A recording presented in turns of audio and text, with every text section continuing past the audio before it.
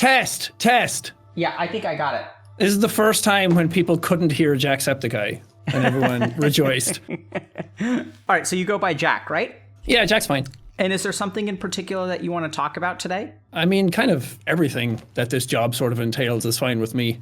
Yeah, absolutely. So, my staff asked me a couple of questions, and I got this question a couple of times. They're like, do you want to know what's going on with Jack? And I was like, no.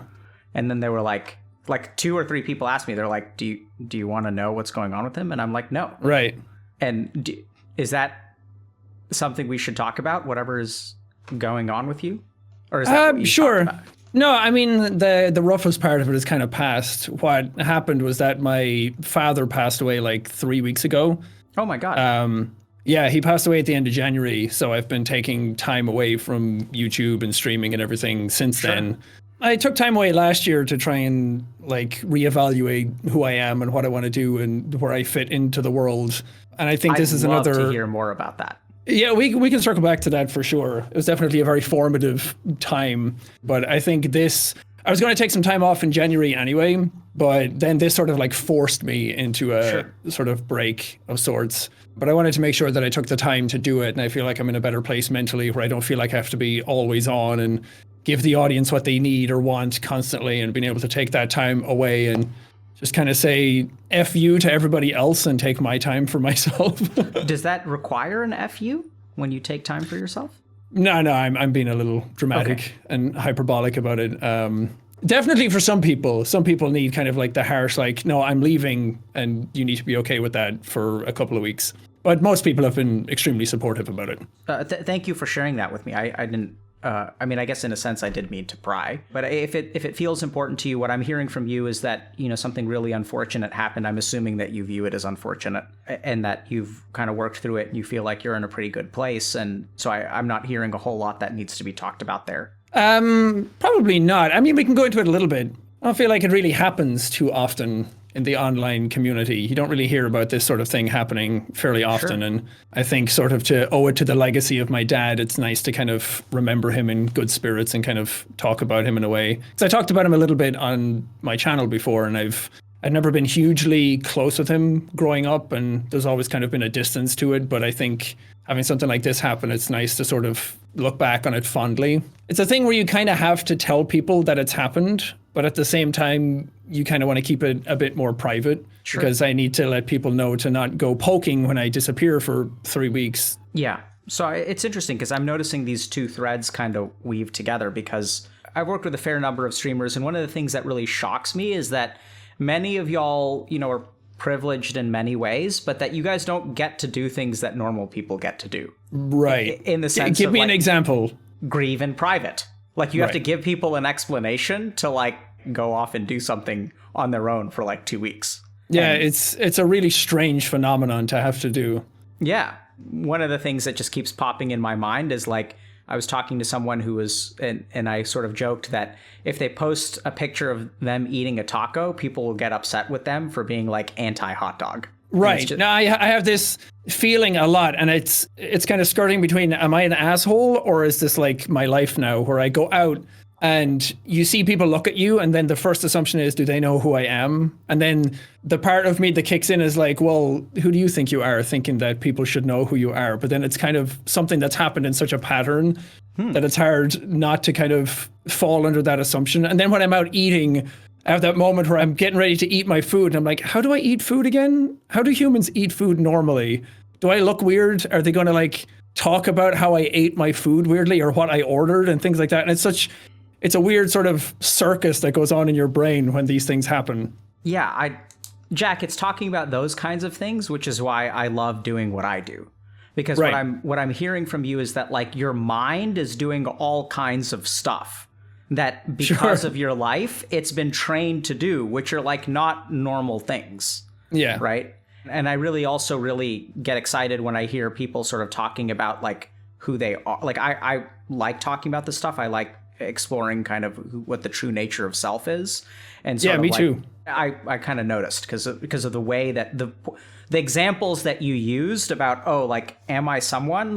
who am I to be someone? Like, what does that mean to be someone and to not be someone? I mean, at the end of the day, you shit just the same as everyone else. And, Right. and, you know, so it's not really like you're a different person, but it can sometimes feel like you're a different person. And how do you navigate that? So we can talk about, you know, the circus that goes on in your head too. You know, just a couple of quick things just about grief for you and everyone else. I lost my dad about 9 years ago. And what I really felt was that I didn't need a whole lot of support when it happened, but I found myself like missing him at kind of random moments over the next decade. Yeah. And it was sort of like there's all this support for the first month. And then like what I really needed is that support sort of spaced out over the next decade. I've sort of realized that in this sort of business as well, especially, is that a lot of people are there in the like hyper intense moments, and a lot of people will say a lot of things in those moments. But I've come to realize that a lot of the people in my personal life and a lot of the people who I consider really close friends, you can really tell the merit of their character during times like this. Because I've had some friends say something immediately and then check in a week later and then check in a week later.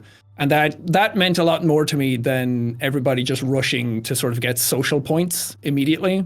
In some regards, a lot of people took it upon themselves to make it about them, which was again, it's something that I kind of knew already, but I've never been through something so intense like this, that it became sort of a writing essay for some people to sort of say who could give the best condolences, basically, and who could be the better person at being sorry for me.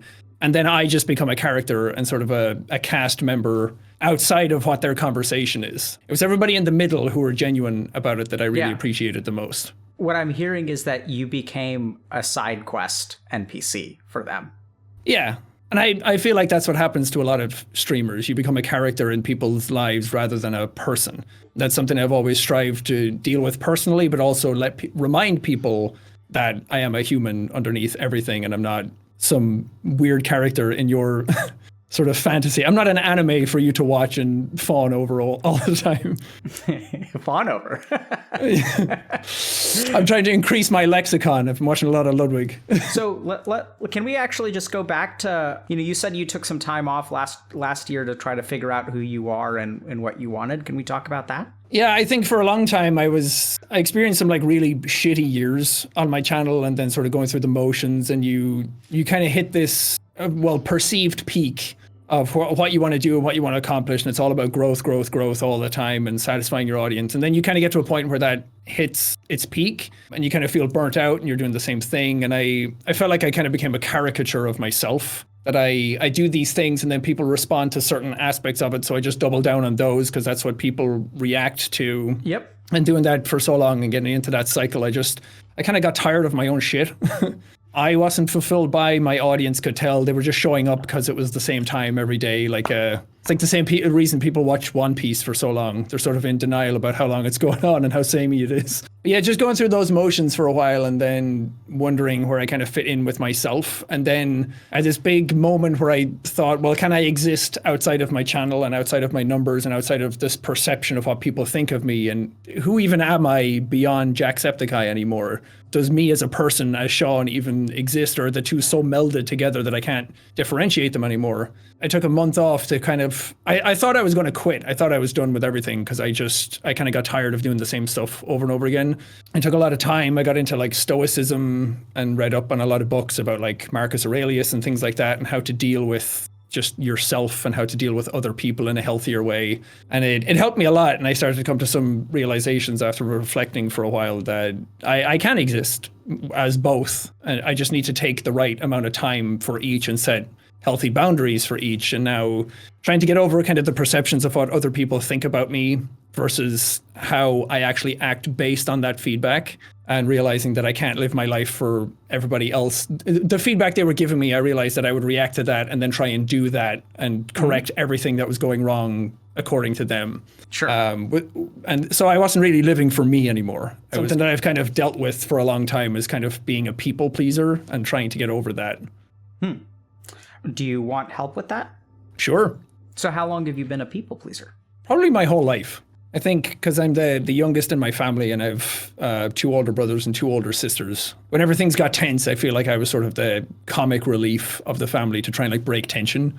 Yeah. and make sure that everybody's okay. But I think doing it my whole life, I think I started to realize that I didn't value myself anymore.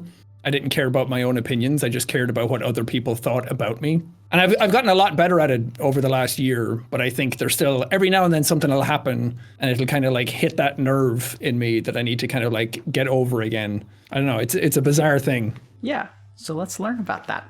Sure. What is the nerve? Just worrying that I've upset somebody or haven't met somebody's standards or haven't given somebody a good time. It's never been about me. It's always been about, is somebody else having a good time? Yeah. And getting into this job, I think having so many other people to try and please, after a certain point, you realize that you can't please everybody, which is also cliche and obvious, and people say it all the time, but it's so hard to actually do. So, Jack, are you okay if I take a cup? So first, this is fantastic. I'm really happy to be having this conversation. I think it makes me so happy when I meet someone who just through personal reflection has understood so much of what I spent time studying. It reinforces in my mind that there is no substitute for personal reflection, and that you can read all the books in the world, but ultimately all of the knowledge that you need is actually within you, which sounds cliche too. And so if it's okay with you, I think one of the things I can do to help you on your journey is just to expand your lexicon and kind of button down a few different kinds of concepts and nuances, which I think you already understand, but may not have language for. And I think it'll help you become more versatile in dealing with these things and understanding these things. Let's go. So the first is that in Sanskrit, there are two words for knowledge. One is vidya, which gets translated as objective knowledge and is also information and transmissible. Okay. And then the second is jnana, which is subjective knowledge, not transmissible. And oddly enough, in the West, we tend to value vidya over jnana. We tend to say that unless, you can prove it to me. So science is all about vidya, for example. So science is about knowledge that other people can gain from your efforts. But yogis, and I would dare say Marcus Aurelius, valued jnana more than vidya. And what they realized is that ultimately subjective knowledge is superior to objective knowledge. When you say this stuff sounds really cliche, but this is where I would call vidya information and jnana understanding. And so we can say cliche things and they sound cliche, but that's from a vidya perspective. But once you understand them from a jnana perspective, they actually start to shape your actions and shape your thoughts.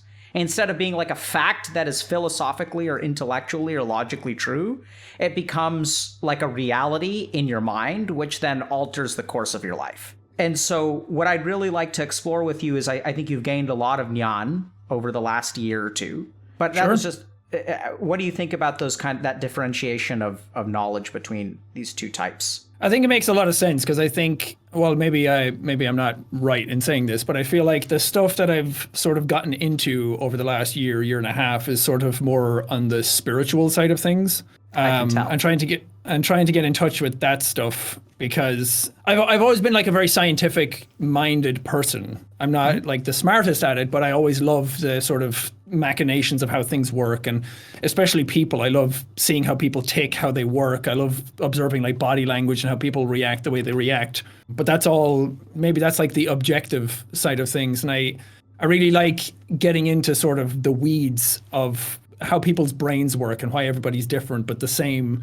I think I've sort of broadened my mind in the last year to realize that I can't control everything. And the reason I react certain ways to certain things is because of the value systems that I've kind of put on them. And then somebody breaches those value systems in my mind. So then that's bad and you shouldn't do that. But what I've started to get better at is realize that just do whatever the fuck you want.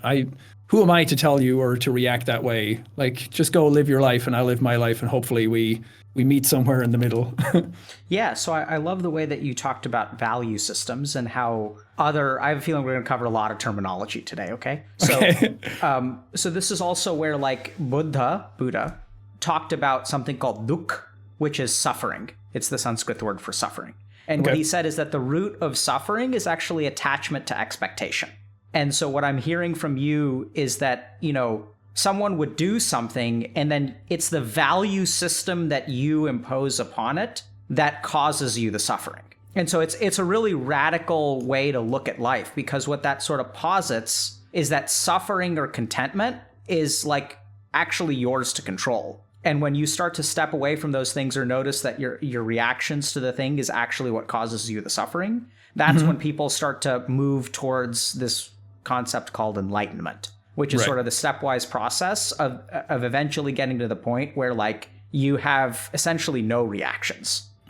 As a scientist, I'll also kind of differentiate for a moment that dukkha is different from pleasure and pain. So you can still experience pleasure and pain both with dukkha. So it's not that you're impervious to pain, it's that you're impervious to suffering if you become enlightened. But if you, I imagine if you're enlightened and you give childbirth, like you have childbirth, you'll still be in a shitload of pain.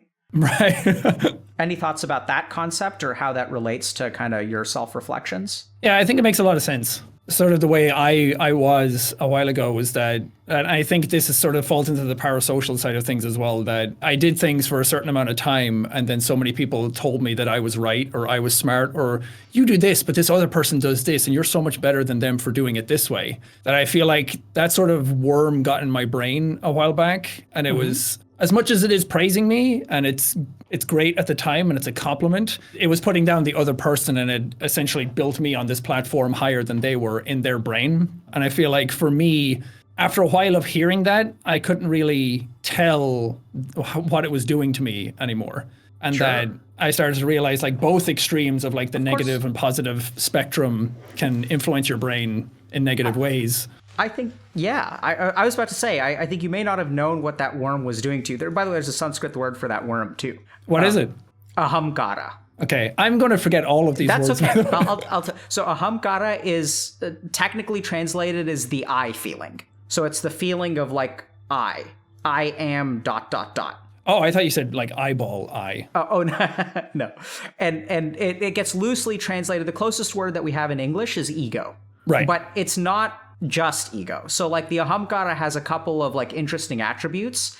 Anything that compares you to another person is ahamkar. Okay. And so the other key thing, if you listen to Buddha, is that ahamkar, even though it makes you feel pleasure, is always going to be a source of dukkha. Okay. What do you think about that? Yeah, that makes sense. Yep. And I think that your jnana is very, very clear to me because you used the word worm, right? And so this is like, it's such a beautiful word for ahamkar because it kind of like burrows in and you don't really notice its negative effects. And as you pointed out, you feel good in the moment, right? Like it's pleasing for your ego. And then like, but once it like kind of burrows in, like it starts like doing this weird kind of damage. Yeah. Like, you know what I mean? Well, I was going to say, I feel like it happens to a lot of people in this industry. And the self-awareness kind of evaporates after a while and the humility kind of disappears. A lot of times through no fault of their own, because a lot of people just tell you that you're amazing. And when you become successful at doing that and people tell you you're amazing, you tend to think that your way is right. And then any sort of criticism or any sort of feedback becomes an attack. And then I found myself getting very defensive about things in the past. Maybe not publicly, but definitely when somebody said something about me online, it's like, well, who do they think they are? And then it's like, wait, why am I reacting that way? Yes. It's not a good way of reacting to things. So I'm going to tunnel down into that for a moment. So a criticism becomes an attack. So what I want you to notice there is a criticism is directed at who? Or at what, I should say. I mean, for me, it would have been at jacksepticeye and not me as a person. Sort of exactly, right? So like, and I think that's the attack part. So what I was going to say is that someone can criticize, let's say, a piece of content that you make. Right. But when the ahamkar is strong, you take that attack on your content and it turns into an attack on you. And that's why they use ahamkar as the I feeling. So if you think about it, you inject yourself into their criticism. Yeah. Which is good. So it seems like you've learned how to not do that. Yeah, I mean, it crops up every now and then, but I think I've gotten a lot better at like ego checking myself and kind of stopping that trail of thought before it becomes like, I remember in the past, it would be a lot of like, I need to tweet out something and tell everybody because this one person online said something. So then I ended up thinking that everybody was saying this about me. Or if 4 people said it, then it's like, well, everybody's talking about that now. And then you have to like respond to it. But I think I've gotten a lot better at just not responding to it and letting it kind of just sit in the ether. Because it became this weird thing where Jacksepticeye became this like being outside of me and outside the audience. It was like everybody was watching this other entity that I didn't even have control over anymore because the community kind of took it upon itself to build it into whatever they wanted to. And in some ways that was good, but I think the feeling of me as a person separate from that kind of evaporated at some point. So this is where, just to give you once again a little bit of a structure, which I isn't true. It's just for you to consider. So one is that ahamkar and self-awareness are at opposite ends of a spectrum. Okay. So the more egotistical you become, the less self-aware you become. Makes sense. Furthermore, that I think your awareness at one point was completely absorbed in the identity of Jacksepticeye, and that you felt a lot of suffering at that time. And the more that you've been able to externalize Jacksepticeye, the more you've been able to separate who you are from the character, I think the more at peace you'll become. Yeah, what do you think about that? I think there was a lot of fear in the past of separating them, because then a lot of people tend to think that, oh, well, what you're doing as Jacksepticeye is fake then because it's a character that you're playing. And essentially it is, because it's a persona. It's like the best version of me that I want to show the world. And it's me in my zone, and it's me going to work and doing what I do. And I always worried that if I talked about separating them and setting more boundaries, that people wouldn't think of what I was doing as genuine anymore, which it obviously is. I don't think I could do this for this long and be this excited about what I do if it was all an act. And so I know this is going to sound weird, but where does that fear come from? I don't know. So that comes from the ahamkar too. Because if you think about it, what are you afraid of? You are afraid of what people would think of you. Right. But that thought in and of itself, so like the reason you're not separating from Jacksepticeye, and then there's the real you, right? And when you were thinking about separating the real you from Jacksepticeye, something in your mind warned you against it. And it said, Jack, don't do that. Because if you separate the ego from your true self, then what will people say about you? They will say you are not genuine. But that thought in and of itself is coming from the ahamkar. Right. So it's sort of like, an abusive person telling you not to break up with them because you'll always be alone. Right. That makes sense. It's getting kind of weird and abstract, but like, it's just interesting that, I think a lot of your thoughts, the more that we tunnel down into this, I think a lot of what is going to have kept you trapped is going to be that ahamkar, like a lot of your burnout and stuff. I think a lot of the burnout that I felt about my own channel was also feeling burnout against other creators at the same time, against the system in a way. I think a lot of people show a certain version of themselves, but then when it gets down to it, it's a very insular sort of thing that's happening on YouTube all the time, is that everybody's kind of fighting for themselves. And if they have a chance to get more views out of something, they'll go for that. And for a while, it felt like everyone was kind of like climbing over each other. Of course, not everybody's like that. There are some very good, genuine, kind-hearted people there who are just there to have fun. And I've tried to sort of vibe with them and magnetize myself towards them more and get surrounded by those types of people. But I think it's just something that no one really wants to talk about, how everyone's kind of like fighting each other just to get to the top. And then it's like you get to the top, it's like, well, what's there? Like, what are you aiming for? It feels like this sort of idea of growth is kind of leading people to nowhere, that you get to the top and then what happens? You kind of sacrifice friendships, or you sacrifice personal health and mental health and your own time away from everything. And everybody's so entrapped in their work and always on and working for themselves constantly all the time. Why do you think that people get trapped by the idea of growth? I think just the metrics that we're shown all the time kind of do it. And the audience kind of reaffirming that, like, oh, you're dropping off. Well, last time you got this many views on something, well, this time you're getting less. Or this person did the game and they got X number, and you did it and you got Y number. Like, they're so much better. And then people have a fear if they don't stay on this treadmill constantly, that they're just going to fall off and they can never get back onto it again, and that everyone's going to forget about them. And I've tried to, like, I've had a bunch of friends, especially after I took that break, who came to me and talked about it. I was like, no, it's the best thing you can do. Like, no one's going to leave you. If some people will, and that's fine. You're going to have to just deal with that. But I feel like the people who are actually genuinely there to just have fun and watch your content are the people who kind of stick around. And for me, that was kind of a hard hurdle to get over as well. Because I used to do 2 videos every single day for like 5 years. And I never missed an upload time. It was always the same time every day. And I was so proud of it. But then I became the guy who was uploading at the exact same time. And I was just so consistent and I worked so hard. And then I realized that I didn't really want to be that guy and just work for the sake of having that title. And there was more important things outside of that. How did you realize what was important?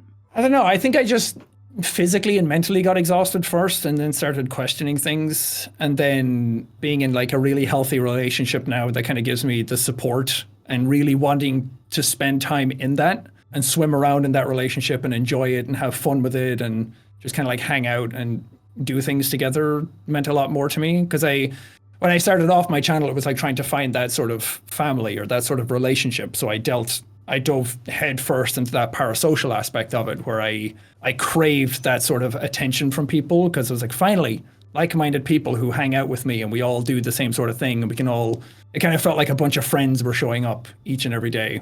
And then realizing that that sort of feeling and that sort of happiness was never going to come from an external source and the other people, that I had to sort of find it within me. And I watched a really nice video about like Buddhism on like a TED Talk, where they talked about like, well, why are you happy? It's like, well, this happened today. And you realize, well, that thing made you happy, and that's not a consistent source of happiness. That you can't have that same thing every single day. So you need to find a better way of having consistent internal happiness to try and like, I'm butchering it, but it was that idea of finding more inner peace. And I think a lot of people sort of rolled their eyes at that, but that was like fascinating to me. Why do you say you're butchering it? Because I feel like they just had such a magical way with words. And I feel like synopsizing it didn't do it justice. Mm-hmm. Because it had such a profound impact on me when I heard it, that I would like people to hear it the same way and potentially have the same reaction. So this is where we get subtle. So that's a really wonderful thing. And at the same time, what are you doing to the words that you say? Devaluing them. Yep. And you're comparing them to the TED Talk. Right. There it is again. You see how good they are at explaining Buddhism and how bad I am. There's the ahamkar. So Jack, if you really want people to hear it, I can guarantee you that what you said was like beautifully explained. And the only thing that got in the way, because you know this, right? Like, why do you think that the person giving the TED Talk understands it better than you do? True. And so the only thing that's getting in the way is your own ego. Right. So if you've learned something and you have something to share with the world, then just fucking share it.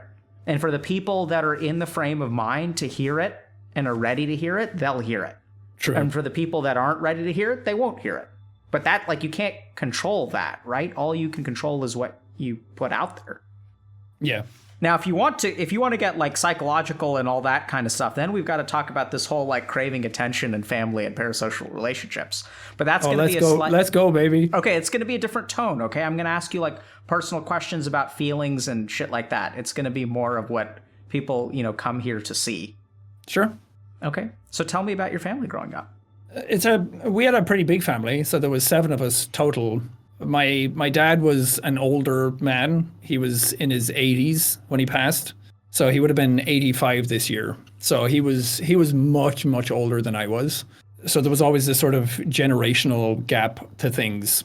And I think my brothers and especially my oldest sister, I feel like they had a stronger relationship with him growing up, because he was just more present. He was there. He was in sort of like his prime years, so to speak. So they always had some sort of connection, whether it be negative or positive. There was at least some sort of like emotional attachment there.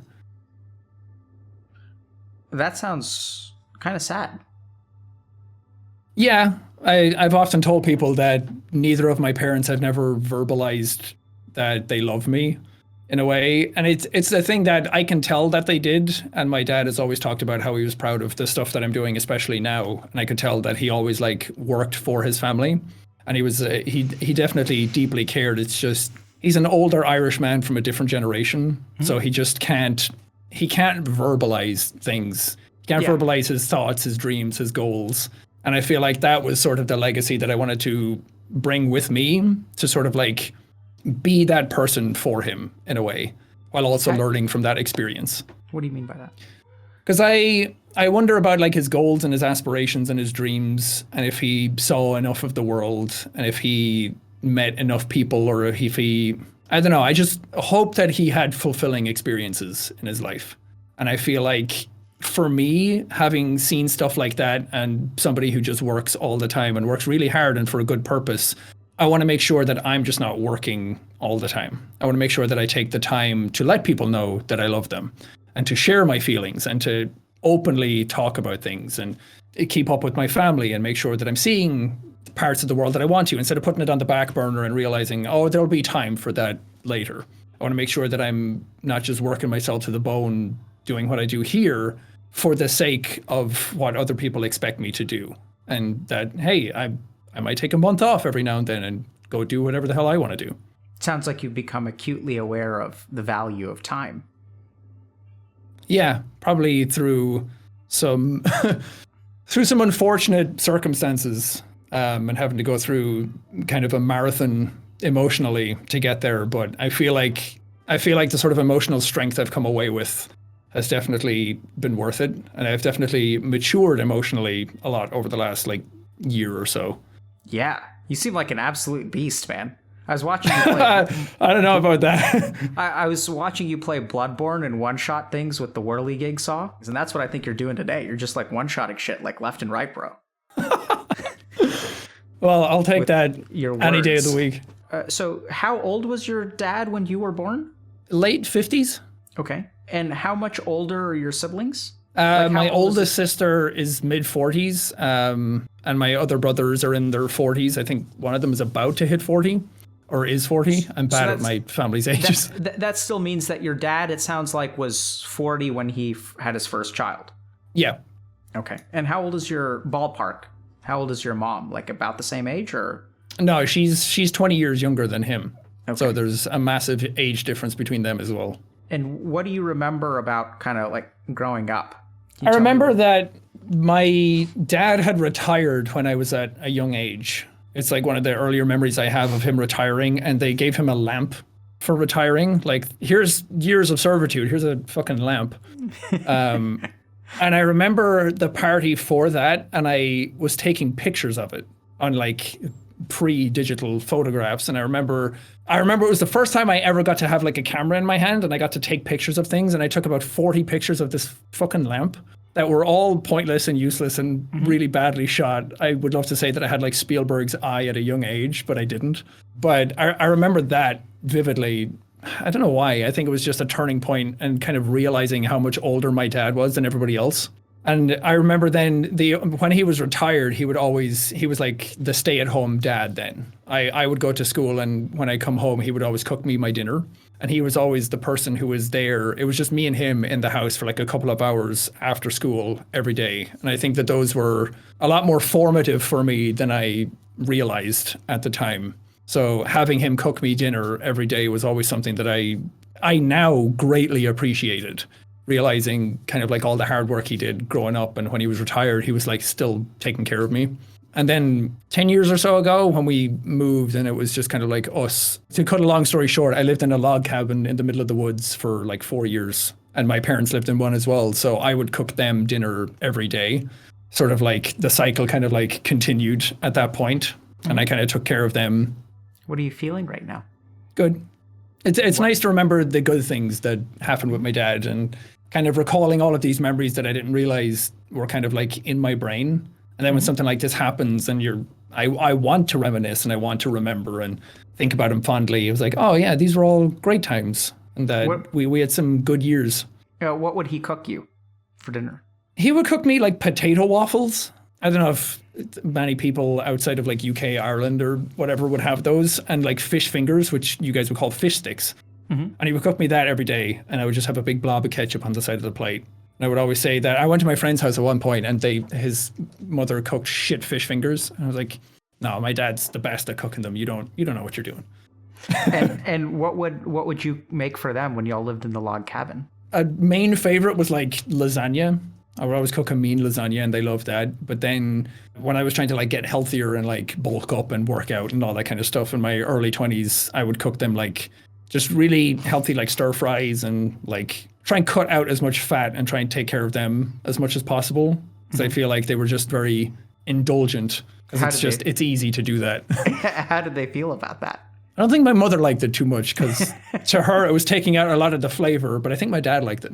That's wonderful. I find myself curious though. How do you wind up in a log cabin with your parents for 4 years? Or it sounds like you guys had separate log cabins. Yeah, it was weird. We sold our house and then we moved because my mother wanted to get closer to her mother, so we moved in like next door because she was in her later years as well.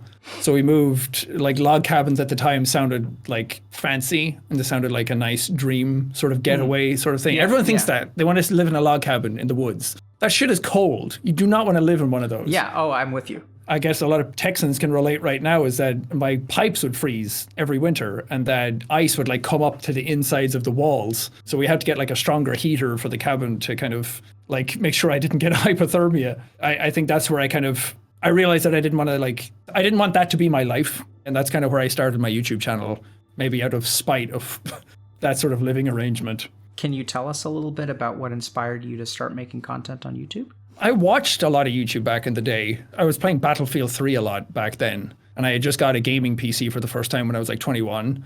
And I was fascinated by it. I was like, how are people so good at this? And how are they so quick? And I can't even like figure out how to move the mouse without taking it off the thing. And I felt like such an old man.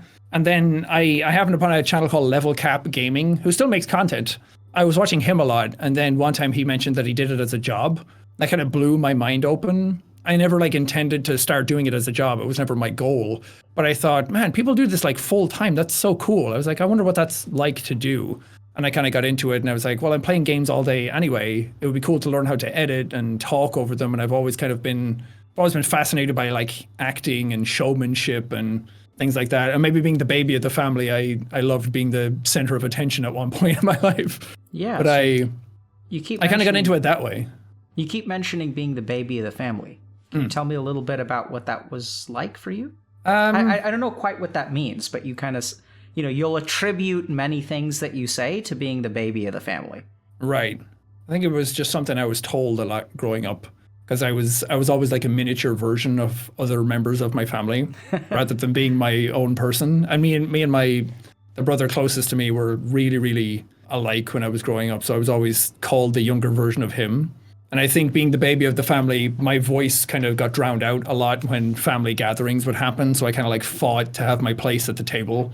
I think that's why I've always been good at sort of talking and like why a lot of my humor is very quick and things like that. Was trying to like, if I said something loud and quick and clever, then I would be heard more than everybody else. And that feeling of like cutting the room with laughter was always something really fun when I was a kid. It sounds like you learned how to be a character at quite a young age. I guess so, yeah. And that you had to be a character to be noticed. Oh, now we're getting into some shit, aren't we? I warned you. Oh, no. I guess so. I never thought about it like that. Right? I mean, but that's what I'm hearing. That's fascinating. Yeah. That's what I'm hearing from myself now that I say it. Yep. What do you think about that? I think it's fascinating. This is the stuff that I love, like figuring out and realizing, oh, that's where certain things come from. And I didn't realize I was doing that back then. But yeah, that absolutely makes a lot of sense now. Yeah. I think you were Jacksepticeye long before you created a YouTube account. No, probably most likely, yeah. He's buried somewhere. Yeah. Well, I don't know about buried. It sounds to me like I was out in the open from a young age. True. Kind of like you said, things are getting serious. Like, why did you feel like that was a serious comment? I think it's just because it sounds so psychological to put a pin in it that way. It's like, oh, okay. It's like those psychologists, like sort of like twists that you see in movies all the time, where it's like, I used to always make that joke. People would say, I had a dream last night that I ate marshmallows for 8 hours. I'm like, what does that say about you and your father? A lot. And I would always just make that joke. So hearing it that way is it's very profound, and I kind of like that sort of stuff. Sure. So that's a moment of Nyan. Okay. Does that make sense? Absolutely, yeah. Yeah. So that's what we shoot for. is because that's understanding. And then that's going to like, it's not just a bit of information. That's the light bulb going off, something landing. Because here's the concern that I have is if we sort of say that you had to be funny to be noticed. Sure. What that also sort of means is that you had to like kind of elbow your way in. And so what that could imply is that like people didn't give you an opportunity to speak. Because generally speaking, you think about the lower you are on the totem pole, like the more support you need from loving people to, get a seat at the table. Do you feel like we're being judgmental or anything? Or are you kind of getting that kind of flip side of the argument? No, I mean, I can see why it's perceived judgment, but if anything, it's bettering me as a person and it's helping me understand more about why I am the way I am. And I kind of like that. And it also reaffirms a lot of stuff that even these days, if I'm talking in a group and people don't hear me, it's not that I feel like I'm important, listen to what I'm saying. It's just I don't like that feeling of being talked over, which I imagine a lot of people don't. I don't know, it hits upon a lot of things that I think are very relevant to me as a person even today that I'm trying to undo or trying to come to terms with and be better about and form healthier habits with. And I feel like you can't do that unless you get into the weeds of it all. How does it feel to be talked over? Awful. Well, in this day and age, it's like buffering issues and internet issues and all that kind of thing. You get talked over anyway, just because the sound kind of cuts out and whatnot in conference calls. But I think that's where my devaluing people talk over you. It's shit. Stop doing it. I feel like that's where my devaluing of my own opinions come from. Because when I get talked over, then I just kind of like shut down and then I stop giving my opinion on things. Okay. So do you remember times growing up where people didn't respect your opinion and talked over you? Not that I can vividly recall. There's nothing that's like really stands out to me. I feel like maybe I like said a joke and no one heard it. And that kind of was like, oh man, I thought that was a good one. But nothing where I had anything of like profoundness to say and then somebody talked over and it kind of like defeated me. Now, at least nothing comes to mind right now. Sure. That makes sense. I think the real tricky thing there is that, if you were devalued, then in retrospect, you may not think it was profound. Probably, yeah. Right? It's kind of weird. I think that's a very Irish way of speaking, that if you're not heard, everyone says, well, it wasn't important then. Yeah. Oh, interesting. Yeah. So let's, what was it like having a dad who was like significantly older? Did you kind of feel like, because it sounds like you noticed that things were different compared to your friends and stuff like that. Yeah, I think hearing my friends talk about their dads being at work, I couldn't really relate to that at the time. And also, you get a slight bit of ridiculing growing up. I wouldn't say I was like bullied about it or anything, but definitely when people hear it, it's like, oh, it's always like a point of conversation. It's always something that people feel like they have to like, they have to like poke further into to try and understand, because it's so foreign to them for that. But for me, that was my normality. But hearing that it wasn't normal was like, well, what's wrong with me? What's wrong with my family? Why is everyone reacting to that? Do you remember how old you were when you started being concerned about your opinion not being taken seriously and being talked over? I think it was more in my teenage years, probably. Because I think those are very formative years for anybody, and trying to figure out who you are in the world and trying to put your stamp on it, which I mean, nobody ever does when they're a teenager. It's like a weird fallacy that everybody talks about, because I was taught that in school, like you need to know who you are going into college, and you need to know like the rest of your life is being set up right now. What are you going to be? What are you going to do? It's like, I don't fucking know. I just want to play Metal Gear Solid and collect Yu-Gi-Oh cards. Sounds like you did know exactly who you were going to be when you grew up. I was just thinking it was kind of ironic because you're like, I don't know who I am. And that's actually exactly who you were. You knew exactly who you were. Well, yeah, you didn't realize you could be that. Yeah, that's against the norm at the time. At the time, it's like, well, you grow up, you work in a factory, and in Ireland especially, it's like you work to get drunk at the weekend, and that's it. I mean, I shouldn't generalize, but a lot of them are kind of stuck in the same sort of jobs and stuck in the same cycles as their parents. And I think I was always determined to not do that, especially being in the world of video games. I always saw so much more of the world, like, oh, there's Japanese game devs and like, what are they doing? And like, oh, American game releases are like earlier than ours. Like, what's that about? So that sort of like knowledge door was opened at a very young age. And I feel like because Ireland is very heavily religious, I remember being 12 years old and like rejecting that. And it was always sort of this sort of defiance against culture. I mean, you might not know this, but when I started off my channel, I didn't talk in my regular voice. I had like a weird sort of Americanization pronunciation of everything because that was how I spoke clearly. And to try and speak clearly, I changed my accent because I thought, well, if I sound different, then everyone's going to notice that. Sounds like you've been on a long journey to become yourself. Oh, yeah. That's why anybody watching this right now, if you're in your 20s and everyone's like, time to figure out who you are in college, you're not going to figure that out that quick. But I'm curious, what happened when you told people that you were not interested in going to church? I don't know. My mother didn't like it, and she was like, don't tell your grandmother, because my grandmother was hyper religious. And I never had any sort of like animosity towards anybody who did believe. I'm like, that's fine. Even at a young age, I was like, that's fine. You can still believe that if you want. If I'm wrong, I'm wrong. It's just not for me. So it sounds like overall people sort of were pretty accepting of that. I think so, yeah. Weirdly. Yeah, because what I'm really hearing is that your mom wasn't concerned that your soul would wind up in eternal hellfire. She was more concerned that your grandmother would find out, which is actually sort of a tacit acceptance of your beliefs, right? I was kind of fishing around a little bit there because I'm going to be sniffing around for moments where you felt devalued and talked over, sort of coming out as being agnostic or atheistic in a Catholic household would be kind of prime time for being disrespected and undervalued, but I'm not really hearing that at all. Yeah. So right now I have a pretty clear intention just in my head, and I want to share that with you, and you let me know if that's good or not. Which is that I'm going to try to help you understand a little bit about this devaluing business and being talked over. And in order to do that, I think what we need to do is access that emotion like a little bit more rawly. If you can't think of any time during your teenage years when you really felt like you were talked over or people didn't listen, then that's okay. Then what I'm going to ask you, is there a time recently that you sort of really felt that way and it bothered you? I think just because I've been doing a lot more like larger multiplayer sessions with people. And I feel like just the nature of, like I said, the way the internet buffering and everything is, sometimes what you say can get lost. And I think sometimes it kind of triggers that sort of response in me. But I think nowadays it's not sort of a malicious, like, how dare they not listen to me? It's more of like they probably just didn't hear it, and that's fine.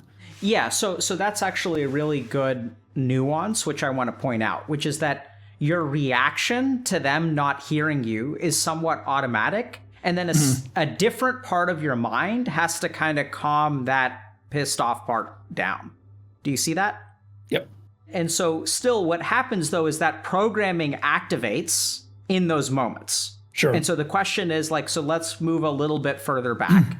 Has there been a time that you can think of where that programming sort of activated before? Ideally, we want to find something before like a year ago, because I think that's really when you started to gain a lot of self-awareness. And the more self-awareness you have, the less that programming is going to control you. I was going to say maybe some scenarios again with like other creators where we're at like a business thing or something, or maybe we're trying to get like feedback on something and I say something and then I get talked over by them, and then their opinion matters more in the eyes of the people who are asking. I think that sort of like, it just shuts me down a little, because I guess it's sort of like imposter syndrome, that I feel like a lot of why I am who I am now and where I got to is a lot of like circumstance and luck.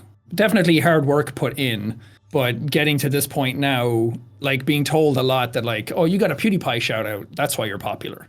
It's like I was never allowed to enjoy the merits of my own success for what they were. Absolutely, that had a contributing factor to it. But then always feeling like the lesser of greater people, I think that's where it kind of kicks in. Do you feel like you were the youngest child in the household of YouTube? Probably, yeah. I feel like because I came on a tail end of a lot of things where like bigger YouTubers like a PewDiePie or a Markiplier would have been in the same space. And for a long time, the three of us were associated incredibly heavily together. But I was always considered like, I just kind of like came along, that I didn't pioneer anything, that I didn't like set the ground for anything. And I felt like a lot of times I'm like, well, I feel like I deserve a little bit of recognition in like certain aspects of what I did, but just hearing over and over again that you're not good enough to be considered on the same level as people like that. I think it's always been this sort of like comparison in my brain to other creators of that stature. And then it was something that I didn't like for a while, because I'm like, well, these guys are my friends. I don't want to compare myself too much to them, because then it becomes me versus them in the YouTube system, rather than realizing like, oh no, we're just friends. That like, we shouldn't be against each other. Yeah, so what I'm hearing, Jack, is that in some ways you've always been sort of standing in the shadows of giants. Yeah, it kind of feels like that. Is there a part of you that thinks that you're standing in the shadows of giants? Part of me, definitely. I feel like there's like an expectation to know exactly what you're doing at this level, to have every move planned out, and you are like 10 steps ahead, and you're like a business mogul, and like you got to the top, and like you're the greatest at what you do. When in actuality, a lot of the people doing this, I feel like a lot of people I talk to have no idea what they're doing, and we're kind of just taking it day by day. And I'd like to see it perceived more like that, and I'm kind of just trying to have fun in the moment rather than creating 10 businesses a year out from now and things like that. I feel like I want to try and like normalize that aspect more, normalize the sort of like breaking down of the pedestals of sort of the idolization of things, because I feel like that's where a lot of the stan culture comes from, which I feel like... The what culture? Oh, am I going to have to explain something to you? Please. You don't know what stan culture is? No. So you have fans of something, and then standing something is like the next level of that. Standing is like really, really obsessive, like idolization of something where it like consumes your life and you're like hyper into it and everything about your day is part of it. But I feel like that leads to a lot of negative things. I feel like it leads to a lot of, because people talk about haters a lot and like ignore the haters and like don't listen to them. Like sometimes they have a little bit of good things to say. Sometimes you kind of need a little bit of that, because sometimes you're not right about everything. But on the other scale of things, you have the stans, and I feel like those are also not there to help you in most regards. They're there to build you up. They're there to make you a team to fight on in a show. Like a tribe. Yeah. Like there are people who are charging onto the field of battle with their banners that have jacksepticeye. And that tribalization happens, and then everyone fights for you on your behalf. And from an outside perspective, it can look cool, but I feel like it's just not helping me. I just don't want people talking for me. I don't want people to feel like they know who I am 100%, where they feel like they're like my best friend online. And then they go start attacking other people in my stead. When I'm a 31-year-old man, I can fight my own fights. If I'm ignoring something, it's probably for a very good reason. You can speak for yourself. Exactly.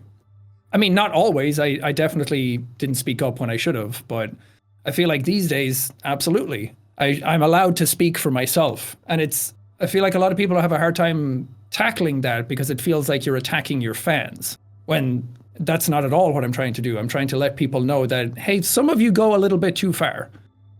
Do you do so in a humorous manner?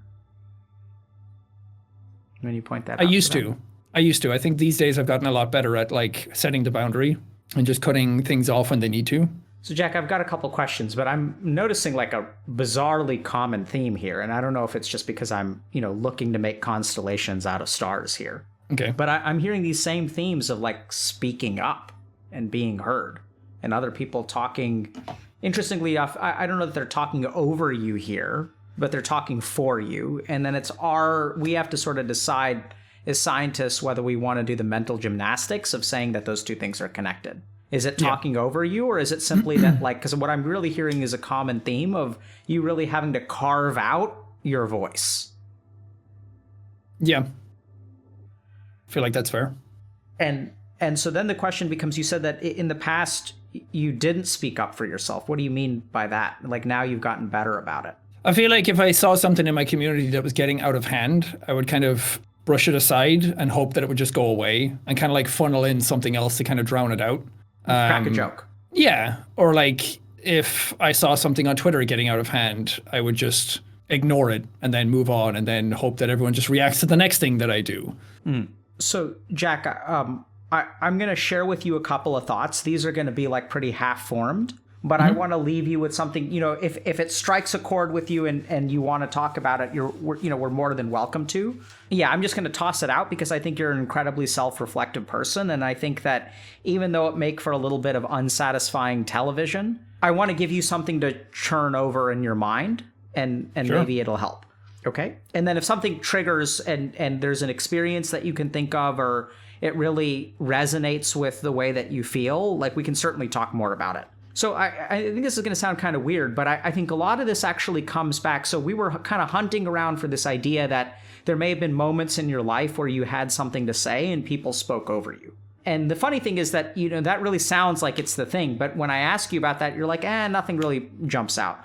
We sort of went down the dead end of the religious thing because that sounds like, oh man, like that was like, oh, he was like religious, he had like practicing religious freedom and he was oppressed. Oh my God, that's when he lost his voice. It's perfect.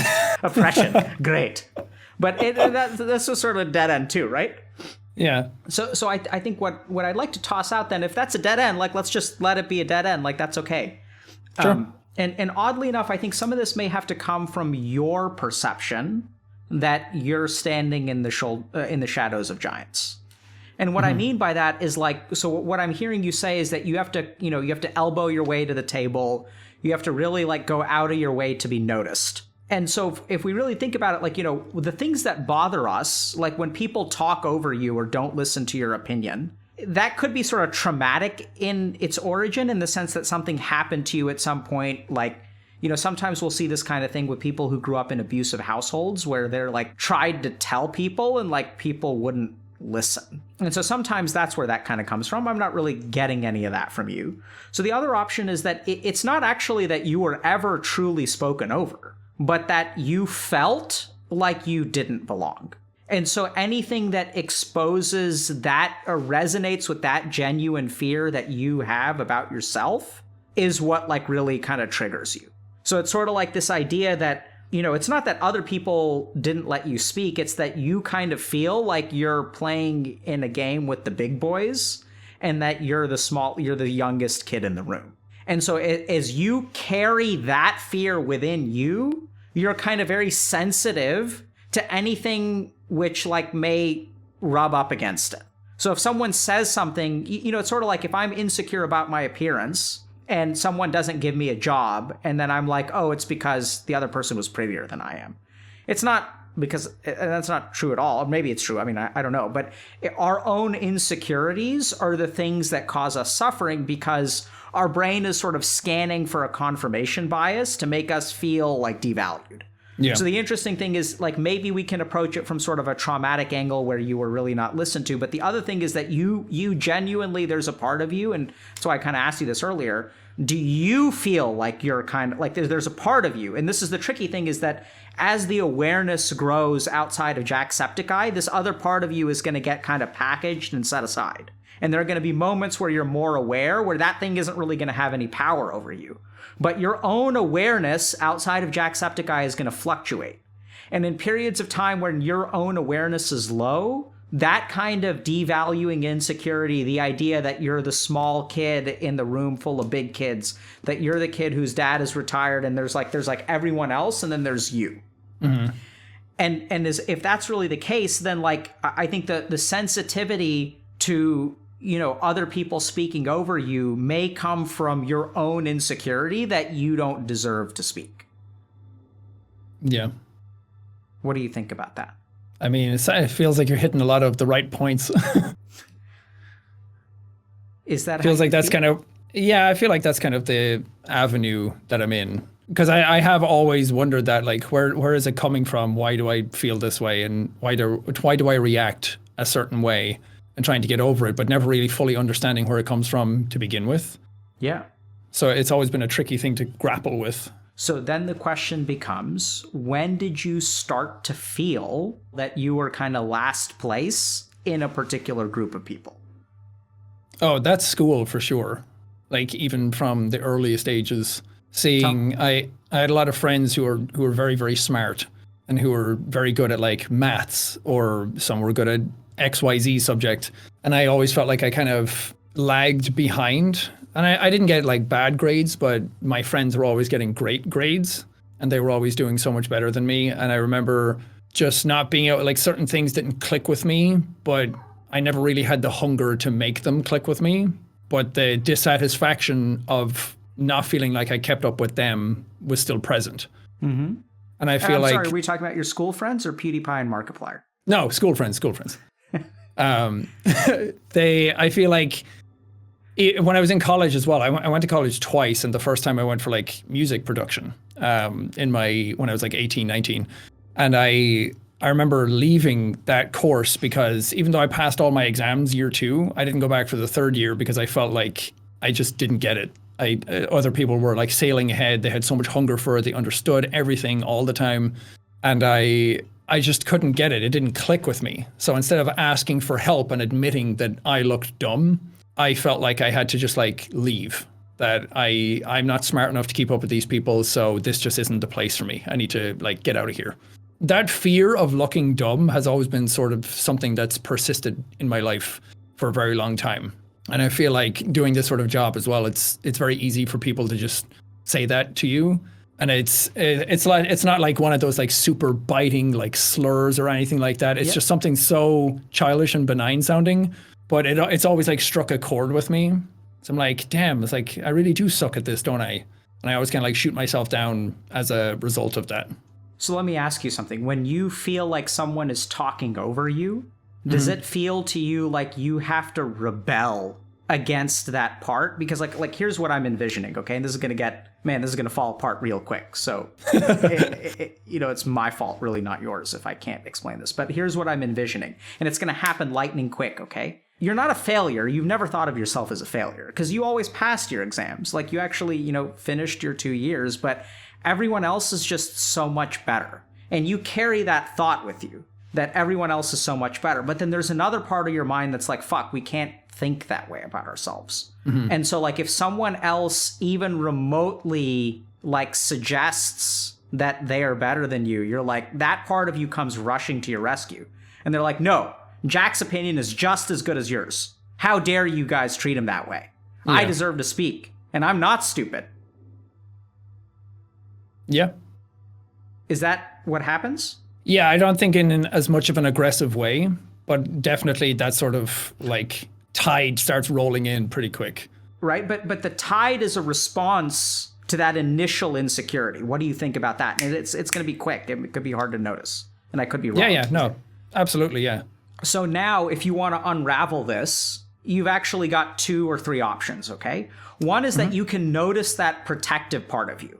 And that protective part of you, like I know it sounds weird, but if you disarm that, that's going to be the same thing as like looking at yourself and asking for help. Does that make sense? Like both of those are protective mechanisms. Yeah. And so if you dismantle that with your awareness, or if you notice it, this will start to dwindle away. Because it's hard to describe, but like if you stop the overcompensation, then you can actually fix the problem. But as long as you're applying Band-Aids, like you're never going to get to the root of it. And then the other thing that you can do is actually explore, and this is the kind of thing that you can do with a therapist, which is that initial idea of like, why did you start devaluing yourself, right? And you got to talk, and this is where you've got a lot of stories. And so this is where like you have to talk through and sort of sit with and reflect on all these instances, and there are going to be tiny, tiny instances where you didn't fail, but you felt like other people were better.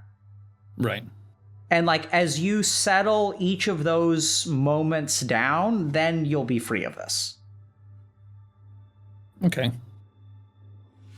Thoughts, questions, responses? You're very good at explaining things, so I think you kind of hit the nail on the head.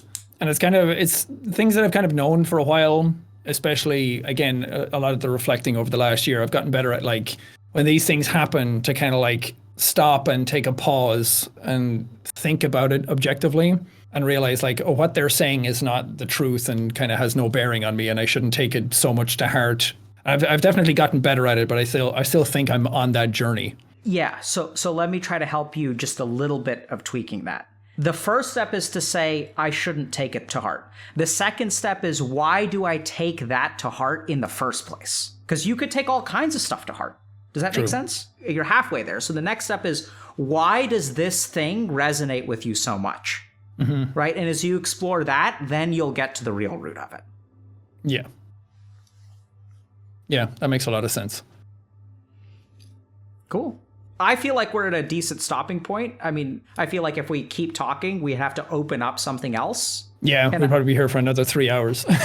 So I also find that when I'm working with someone, I think it's important from a memory consolidation point to kind of like pause and let you kind of process this, digest this, express skepticism with yourself, etc. And you can always like revisit things later. But like, this is what I kind of want to leave you with, especially given your own capacity for self-reflection. I think it's like pretty good.